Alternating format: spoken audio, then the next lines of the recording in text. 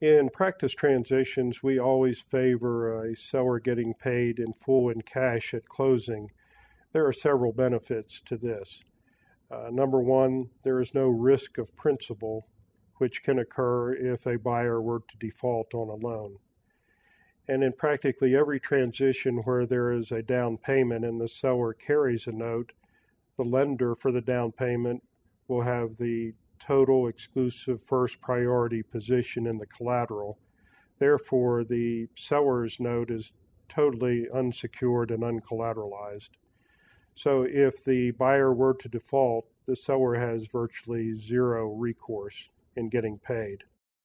Another reason is that if a seller were to work with a buyer after the sale, the relationship can be tainted by being one of borrower-lender rather than co-professionals.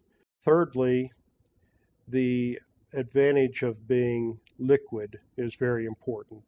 Even though somebody may owe a seller $100,000, having $100,000 in your account to reach in and take it if you need it is much more favorable than just waiting for the next payment. And lastly, many sellers feel that for tax purposes, they are better off financing a note for a buyer.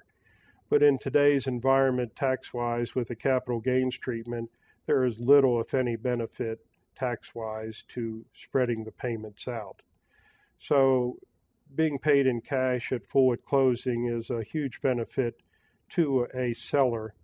And it benefits the buyer too, because now he has completely removed the seller from his business.